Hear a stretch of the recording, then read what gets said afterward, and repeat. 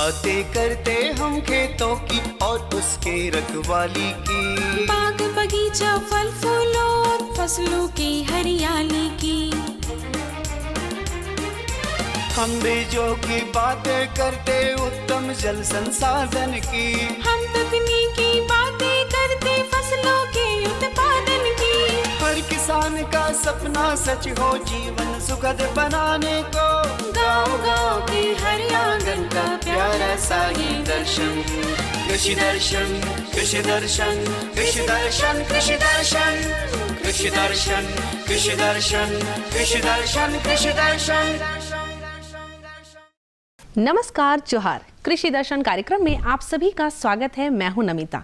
खेत खलियान कुशल किसान साल भर मेहनत कर उगाते हैं विभिन्न प्रकार की सब्जियां और अनाज। आज के अंक में हम बातें करेंगे मछली पालन और साथ ही साथ मटर फसल की।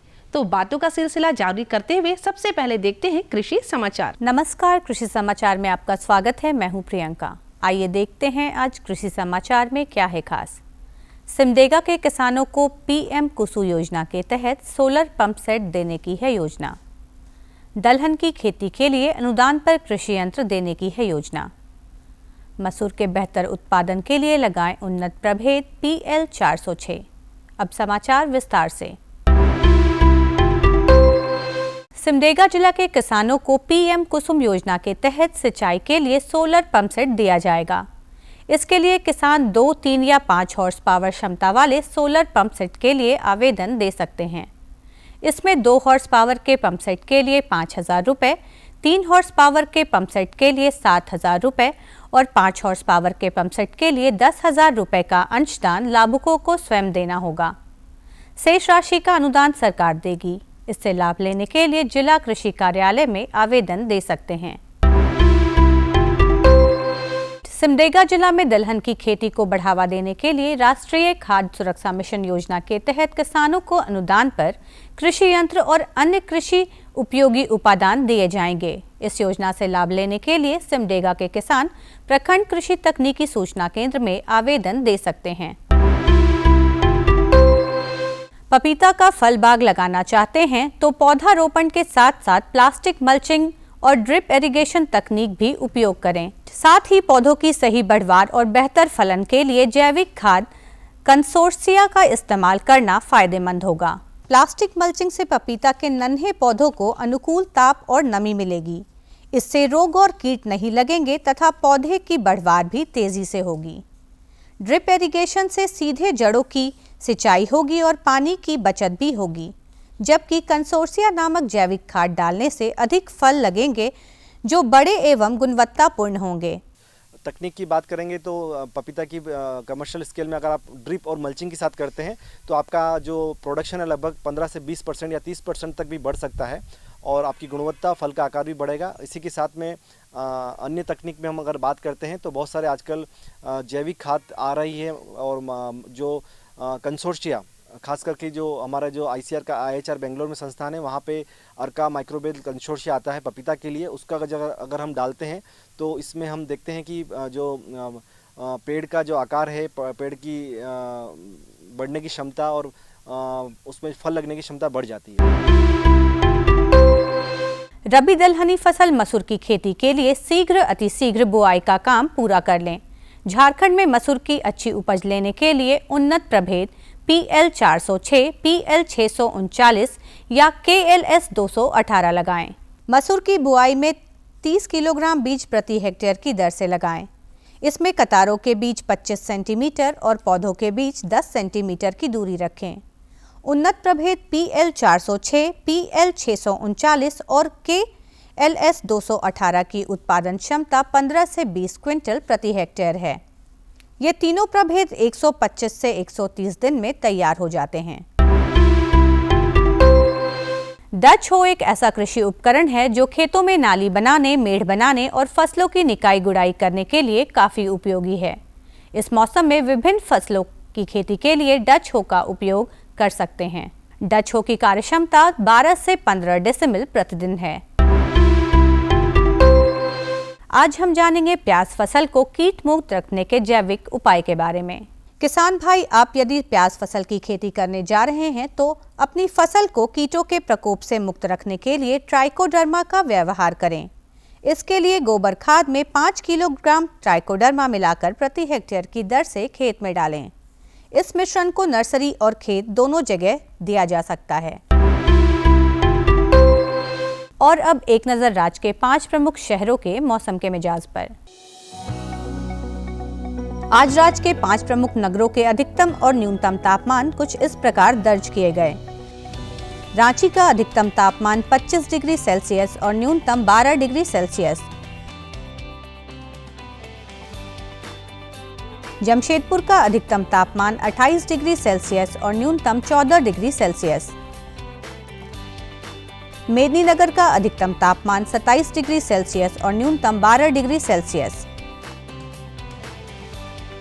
देवघर का अधिकतम तापमान 28 डिग्री सेल्सियस और न्यूनतम 14 डिग्री सेल्सियस।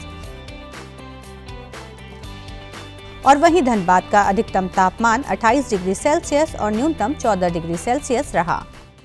कृषि समाचार में आज इतना ही। अगले दिन अगले अंक में फिर मुलाकात होगी कुछ ताज़ा तरीन खबरों के साथ। तब तक के लिए दीजिए इजाजत। नमस्कार, जोहार। अभी आप देख रहे थे कृषि समाचार, जहां खेती बाड़ी से जुड़ी ढेरों जानकारियां आपने ली। मंडी का भाव, मौसम का मिजाज, नीति, तकनीक, उपकरण के बारे में जाना और भी बहुत सारी बातें आपके साथ करेंगे, लेकिन उससे पहले लेंगे ये छोटा सा विराम।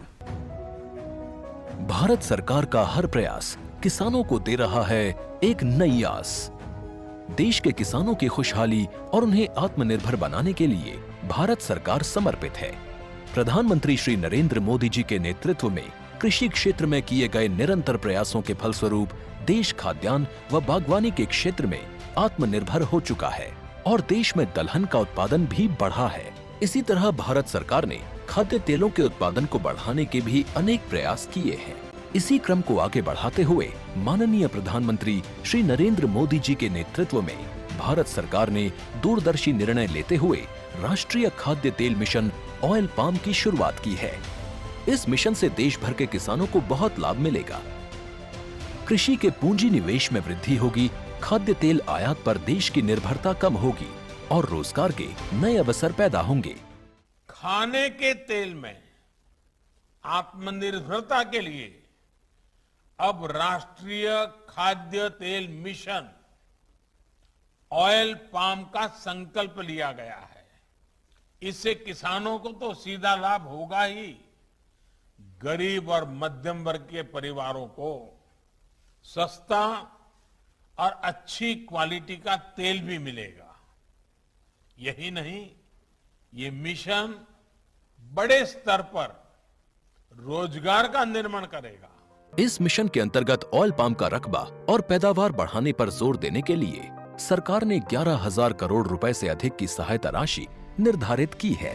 मिशन के तहत सरकार ने ऑयल पाम की खेती के लिए रोपण आदि की सहायता में बढ़ोतरी करते हुए पहले मिलने वाले 12,000 रुपए प्रति हेक्टेयर को बढ़ाकर 29,000 रुपए प्रति हेक्टेयर तक कर दिया है। ऑयल पाम के पुराने बागों के पुनरुद्धार के लिए 250 रुपए प्रति पौधा के हिसाब से विशेष सहायता दी जा रही है। पौधारोपण सामग्री की कमी दूर करने और बीजों की पैदावार करने वाले बागों को भी सहायता दी जाएगी। इसके तहत 15 हेक्टेयर ऑयल पाम उद्यान के लिए 80 लाख रुपए तक की सहायता राशि दी जाएगी। इसके अलावा नर्सरी विकास के लिए 40 लाख रुपए तक तय किए गए हैं। पूर्वोत्तर और अंडमान राज्यों के लिए विशेष सहायता का भी प्रावधान है। ऑयल पाम के किसान ताजे फलों के गुच्छे यानी FFB का उत्पादन करते हैं, जिनकी वर्तमान में कीमतें अंतर्राष्ट्रीय मूल्यों में उतार चढ़ाव के आधार पर तय होती हैं। पहली बार केंद्र सरकार ताजे फलों के गुच्छे की कीमत के लिए किसानों को आश्वासन दे रही है। ये व्यवहार्यता मूल्य यानी VP कहलाएगा, यानी किसानों को कोई घाटा नहीं होने दिया जाएगा। व्यवहार्यता मूल्य VP तय करने की शुरुआत 1 नवंबर से होगी और अगले वर्ष 31 अक्टूबर तक जारी रहेगी। इसे ऑयल पाम वर्ष कहा जाएगा। इस योजना के तहत वर्ष 2025-26 तक ऑयल पाम का रकबा 6.5 लाख हेक्टेयर सृजित करने और कच्चे ऑयल पाम की पैदावार वर्ष 2025-26 तक 11.20 लाख टन पहुंचाने का लक्ष्य निर्धारित किया गया है। सरकार के इस महत्वपूर्ण निर्णय से देश में ऑयल पाम की खेती करने वाले किसानों में विश्वास पैदा होगा और वे खेती का रकबा बढ़ाएंगे। इस तरह पाम ऑयल का उत्पादन भी बढ़ेगा, जिससे किसानों की आय बढ़ेगी। और ग्रामीण अर्थव्यवस्था भी सुदृढ़ होगी। आज के अंक में हम आपको बताने जा रहे हैं कि जाड़े के मौसम में मछली पालन में किस तरह से देखभाल करनी है। जो भी किसान भाई बहन मछली पालन कर रहे हैं उनके लिए आज का ये अंक है खास।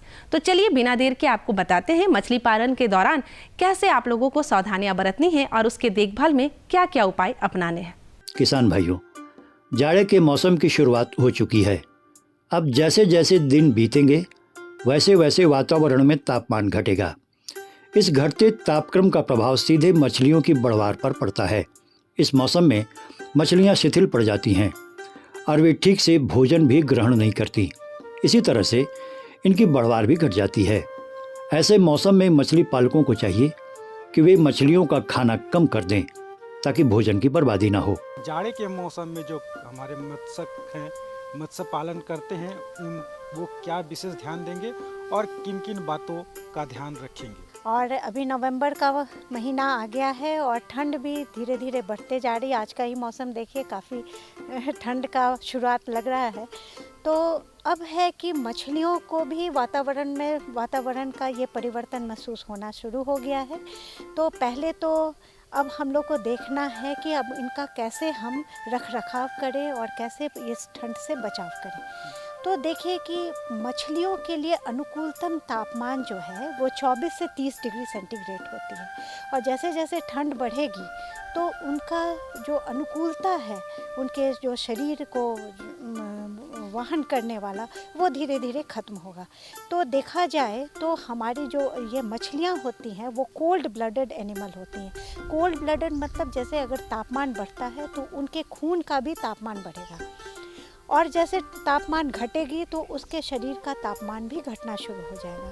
तो इससे उनके शरीर का जो मेटाबॉलिक एक्टिविटी होता है, जो शरीर का जो क्रिया होती है, वो थोड़ी शिथिल हो जाती है, जिससे उनका जो ग्रोथ है वो रुक जाता है, बढ़ाव रुक जाता है। जिन भाई बहनों ने अभी जुलाई में या जून के अंतिम महीने में जिन्होंने मछली का स्टॉकिंग किया है, तो अब मान के चलिए कि उनका जो बढ़त जो अभी तक हुआ है वो रहेगा। उसके बाद उनकी ग्रोथ जो है जनवरी तक या फरवरी के फर्स्ट वीक तक वो बढ़त जो है रुक जाती है। अब इस दौरान अब हम क्या करें, पहला बात ये होती है तो ये जो तापमान जो धीरे धीरे घटते जाएगा तो मछलियाँ भी एकदम शिथिल हो जाती हैं, खाना पीना उनका कम हो जाता है। तो कृषक भाइयों से अनुरोध है कि वो खाना जो दे रहे थे उसको कम कर दें, क्योंकि अगर आप जिस तरह से खाना आप देते जा रहे हैं तो वो खाना एक तरह से वेस्ट ही हो जाएगा। जाड़े के मौसम में अक्सर ये भी देखा जाता है कि तालाब की सारी मछलियाँ एक जगह एकत्रित हो जाती हैं। ऐसा इसलिए होता है क्योंकि जाड़े के मौसम में तालाब के पानी में ऑक्सीजन की मात्रा कम होने लगती है। अतः ऐसी स्थिति में बाहर के पानी की कुछ मात्रा तालाब में डालनी चाहिए। इसके अलावा पाइप के सहारे तालाब में ऑक्सीजन पहुंचाना चाहिए ताकि इसके पानी में ऑक्सीजन का स्तर मछलियों के अनुकूल बना रहे। ये एक तरह जमाव होने का एक कारण है कि ये एक सिद्धांत है, जैसे टेम्परेचर जब बढ़ता है, तापमान जब बढ़ती है, तो उसी तरह से पानी का जो डिज़ोल्व ऑक्सीजन है, घुलित ऑक्सीजन है, वो भी बढ़ती है। दोनों का ये संबंध है। चूँकि जाड़े में क्या होता है कि तापमान जब कम हो जाता है तो ऑब्वियसली स्वभावतः वो जो पानी का भी जो डिज़ोल्व ऑक्सीजन है वो भी कम होने लगता है, जिससे मछलियाँ एकजुट हो जाती हैं और मुंह ऊपर करके सांस लेने, जो वायुमंडलीय ऑक्सीजन है वो उससे सांस लेने लगती हैं। यही कारण है कि एक तरह जमा हो जाती है। तो उस सिलसिले में उस क्रम में किसान भाइयों को क्या करना चाहिए कि पानी का कुछ वॉल्यूम जो है वो बदल देना चाहिए। क्योंकि ये थोड़ा खर्चा है इसमें, क्योंकि जब हम लोग अंडरग्राउंड वाटर का अगर उसमें छिड़काव करें या समरसेल पंप से पानी के तालाब में अगर उसको हम डालते हैं, तो चूँकि उसका अंडरग्राउंड वाटर का मोस्टली जो टेम्परेचर है वो 26 डिग्री होता है, और पानी का टेम्परेचर देखिए तो 19 डिग्री हो या 18 डिग्री हो, उस तरह से हो जाता है। और 19 डिग्री के बाद क्या होता है कि मछली खाना छोड़ देती है और उससे भी टेम्परेचर कम हो जाता है तो बीमारी की संभावना बढ़ जाती है। तो उस स्थिति में थोड़ा सा बाहरी पानी का अगर कुछ रिप्लेसमेंट कर दे या ऑक्सीजन लेवल अगर ऊपर से पानी को पाइप से डालते हैं तो पानी में हलचल हो जाती है।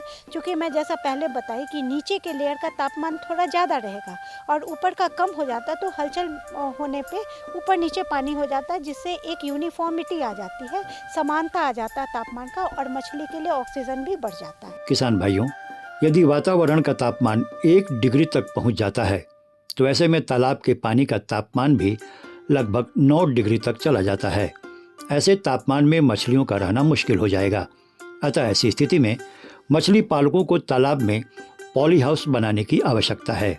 इसके अलावा वे अल्ट्रावायलेट शीट या फिर सीमेंट की बोरी का शीट बनाकर भी तालाब के 1/4 भाग को ढक सकते हैं। इसमें एक मेथड है, मान लीजिए कि वायुमंडलीय तापमान आपका 1 डिग्री हो गया तो हमारे पानी का तापमान मान के चलिए 8 डिग्री ज़्यादा हो जाता है, तो 9 डिग्री उसका हो गया।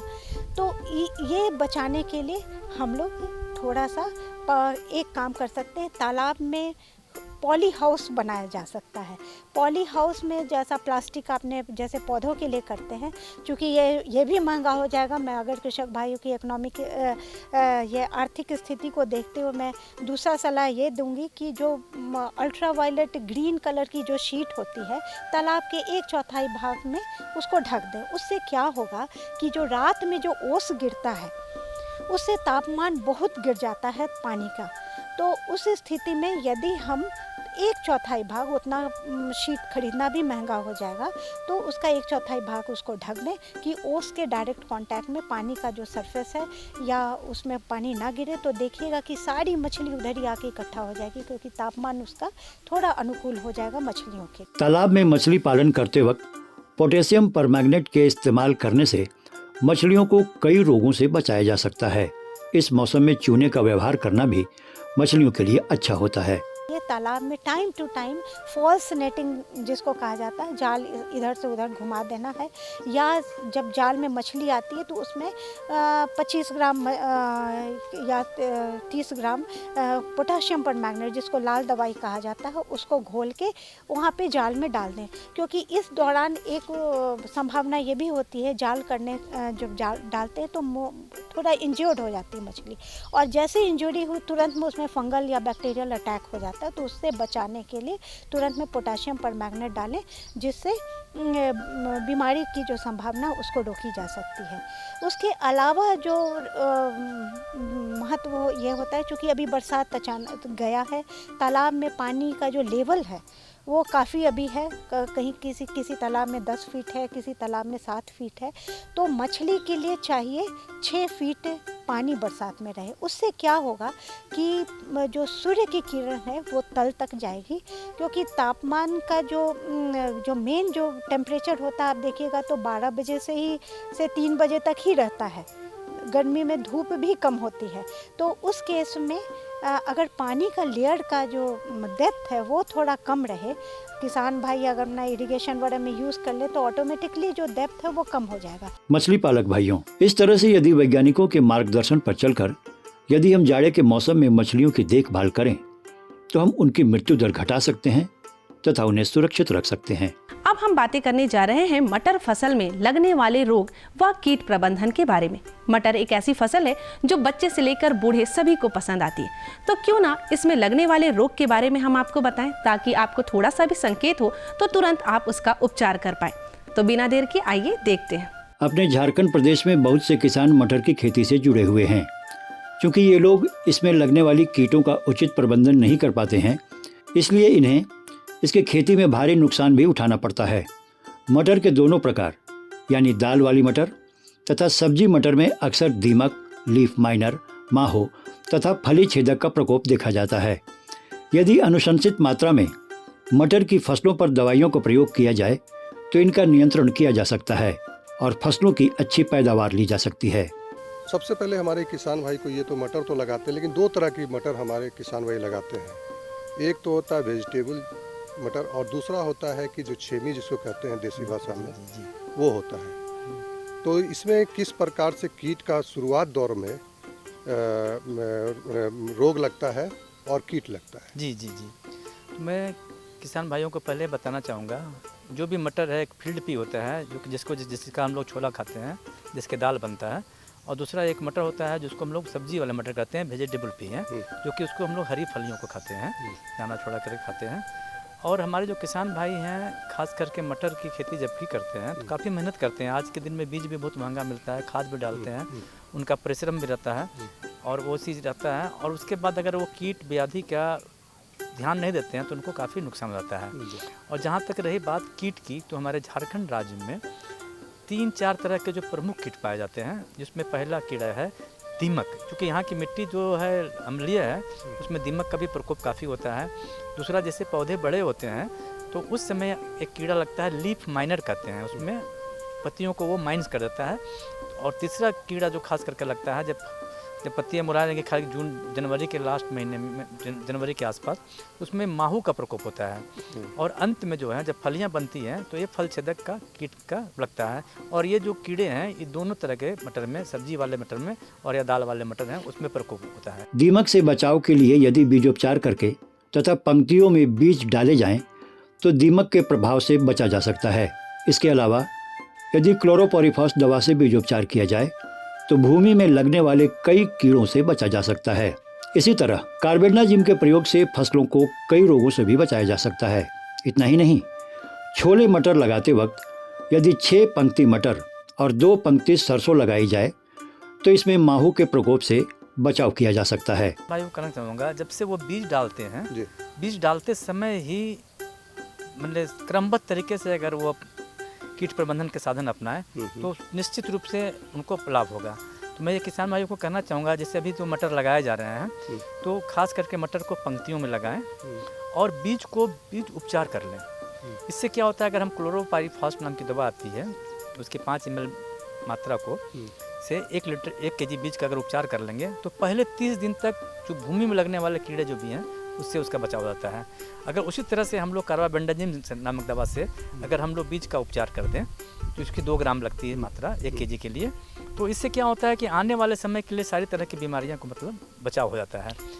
और ये कर लें। और मैं ये किसान भाइयों को चलाऊँगा, खास करके जो छोले वाले मटर लगाते हैं किसान भाई, उनको मैं ये कहना चाहूँगा कि जब वो लगाएं तो खेत में 6 पंक्ति मटर लगाएं, 2 पंक्ति सरसों लगा दें, फिर 6 पंक्ति मटर लगाएं, 2 पंक्ति सरसों लगा दें। ऐसा कर देने से क्या होता है, जो कि माहू कीड़ा लगता है उससे उसका बचाव हो जाता है। किसान भाइयों, दीमक के नियंत्रण के लिए खेतों का साफ सुथरा रखना अति आवश्यक है। इसकी खेती में सड़ी गली खाद डालना बेहतर होता है। खड़ी फसल में यदि दीमक का प्रकोप होता है तो क्लोरोपोरिफॉस नामक दवा का प्रयोग करने से दीमक का नियंत्रण किया जा सकता है। इसी तरह से लीफ माइनर के प्रकोप से बचने के लिए इमिडाक्लोप्रिड नामक दवा का प्रयोग करना बेहतर होगा। खास करके मैंने बताया कि लीफ माइनर, उसमें देखेंगे किसान भाई पत्तियों पर माइन्स किया हुआ है। माइन पर लंबा लंबा धारी से धारी बनता चला जाएगा, पत्तियां सुखड़ भी जाती है, ज़्यादा प्रकोप होने पर पौधे मर भी जाते हैं उससे। तो उसके नियंत्रण के लिए किसान भाई को ये करना पड़ेगा। बहुत दवा बाजार में उपलब्ध है, आप नीम से निर्मित दवा भी है। अगर आप मतलब खाने वाली मटर लगा रहे हैं तो मेरा सुझाव होगा कि वहाँ नीम से निर्मित दवा जो है एजाटेक्टिन की है, उसका जो है अगर 1500 ppm की दवा है तो उसके मतलब 1 ml मात्रा को 1 लीटर पानी में मिलाकर छिड़काव करें तो उससे भी काफ़ी बचाव हो जाता है। और अगर फील्ड पी में कर रहे हैं तो ऐसी परिस्थिति में आप इमिडाक्लोप्रिड के नाम की दवा है, अगर खेत में दिखता है आपको ज़्यादा, उसका 1 ml को 1 लीटर पानी में घोल बना करके आप छिड़काव कर दें तो उससे भी बचाव हो जाता है। किसान भाइयों, यदि आपकी फसल में माहू का प्रकोप होता है तो येलो ट्रैप के प्रयोग से इसे काफ़ी हद तक नियंत्रण किया जा सकता है। माहू से बचने के लिए स्पाइनोशेड नामक दवा का उचित मात्रा में छिड़काव करना चाहिए। जनवरी के महीने में खास करके मटर में बहुत सारे माहू कीड़े लगते हैं। वो काले काले छोटे छोटे कीड़े रहते हैं जो कि मुलायम पत्तियों से, टहनियों से, फूलों से वो रस चूसते हैं। रस चूसने के उपरांत क्या होता है कि पौधे कमज़ोर हो जाते हैं, उनकी बढ़वार रुक जाती है। बढ़वार रुक जाती है तो उससे क्या होता है कि उपज में बहुत ही विपरीत प्रभाव पड़ता है। ये दोनों मटर में, फील्ड वाले में भी, सब्जी वाले में, मटर में इसका प्रकोप होता है। तो ऐसी परिस्थितियों में अगर ज़्यादा किसान देखते हैं तो इसमें आप पीला प्रपंच का भी उपयोग कर सकते हैं। पीला लाइट ट्रैप होता है, पीला चिपचिपा प्रपंच बाजार में आजकल उपलब्ध है, जो कि 35 रुपये में एक मिलता है। हाँ, ट्रैप जो है उसका प्रकोप कर सकते हैं। उसको लगाएंगे तो उसमें आकर के एफिड फंसता चला जाएगा। और जैसे मैंने बताया, अगर 6 पंक्ति मटर के बाद 2 पंक्ति अगर आप सरसों लगा देते हैं, फिर 6 पंक्ति मटर लगाएं, इससे भी उसका बचाव हो जाएगा। फल छेदक कीड़ा जो होता है, फल छेदक, जी हाँ, और ये सीधे रूप से पहुँचाता है। जब फलियाँ बनती है उसमें देखें कीट जा करके उसके फलों को खा जाते हैं। और अगर उससे क्या होता है कि जो फल किसान भाई अगर हरी सब्जियाँ भेज रहे हैं तो उससे भी काफ़ी नुकसान हो जाता है। तो इस कीट के नियंत्रण के लिए भी हमें नीम से निर्मित दवा का प्रकोप कर सकते हैं। अगर फील्ड पी हमारा है तो वहाँ पर हम लोग स्पाइनोसाइड नाम की दवा आती है, उसकी मतलब 1 मिलीलीटर मात्रा को 2 लीटर पानी में मिला करके आप छिड़काव कर दें। और खेत में अगर वेजिटेबल पी के लिए है तो आप किसान भाई फेरोमोन ट्रैप्स का भी लगा सकते होंगे। जो फेरोमोन ट्रैप्स होता है, जो कि कीट को आकर्षित करके वो पकड़ के ख़त्म कर देता है, तो उसका भी प्रयोग कर सकते हैं। और नहीं तो फिर आप स्पाइनोसाइड नाम की दवा आ सकती है। और अगर वेजिटेबल पी है तो उसमें आप हमको नीम से निर्मित नमक डालें, क्योंकि सब्जी कीटनाशक का प्रयोग एक आवश्यक बुराई है। इससे क्या होता है कि अगर हम सब्जी खाने के लिए करेंगे तो कम से कम 3 सप्ताह का एक्सपोजर देना पड़ता है, 3 सप्ताह के बाद ही खाना पड़ता है। तो नुकसान होगा। देख लें किसान भाई, अगर मटर होगा 3 सप्ताह के अंदर तैयार हो रहा है सब्जियाँ वाली, तो नीम से निर्मित दवा डालें। इसी तरह से मटर की फसलों में कई तरह के रोग भी लगते हैं, जिन्हें दवाइयों के प्रयोग से रोका जा सकता है। यहाँ पर हमारे यहाँ झारखंड राज्य में मुख्यतः 2 तरह के रोग लगते हैं। एक होता है अछता चूर्ण, जिसको कहते हैं पाउडरली मिल्ड्यू कहते हैं। उसमें किसान भाई देखेंगे कि फलियों पर, पत्तियों पर, तनों पर वो रोग सफ़ेद रंग के चूर्ण पाए जाते हैं। अगर इस तरह का दिख रहा है तो किसान भाई एक दवा आती है कैराथन, उसकी 1 मिलीलीटर मात्रा को 1 लीटर पानी में मिला थोड़ा छिड़काव कर दें। या जो रोग रोधी किस्में खास करके फील्ड मटर के लिए दांती वाड़ा है, सोरनसी का प्रयोग करें तो उससे बचाव होता है। दूसरा जो बीमारी लगता है वो रस्ट है। इसमें भी देखें किसान भाई फलियों पर, पत्तियों पर और तनों पर गोल पीले रंग के धब्बे बनते हैं। और पत्तियों पे धब्बे जो हैं दोनों तरफ से बन जाते हैं। अगर इस तरह से दिख रहा है, ये खास करके लेटर देर की अवस्था में आती है, तो टिल्ट जो है 1 मिली मात्रा को 1 लीटर पानी में मिला छिड़काव करेंगे। इससे हमारे दोनों तरह की बीमारियों का निदान हो जाएगा। मटर की खेती में यदि वैज्ञानिकों की अनुशंसा पर हम दवाइयों का प्रयोग करें तो इसमें लगने वाले कीट एवं रोगों से बच सकते हैं और फसलों की अच्छी पैदावार भी ले सकते हैं। देखा ना आप सभी ने, हमें पूरा विश्वास है कि आज का ये अंक आपको काफ़ी पसंद आया होगा। अब समय हो गया है आपसे विदा लेने का। हम लेंगे आपसे इजाज़त। जाने से पहले आप हमारा पता लिख लें। हमारा पता है कार्यक्रम कृषि दर्शन, कृषि प्रकोष्ठ द्वारा केंद्र निदेशक, दूरदर्शन केंद्र, रातू रोड, रांची। पिन संख्या 834001। अब आप मुझे और हमारी कृषि दर्शन टीम को विदा दीजिए। जोहार।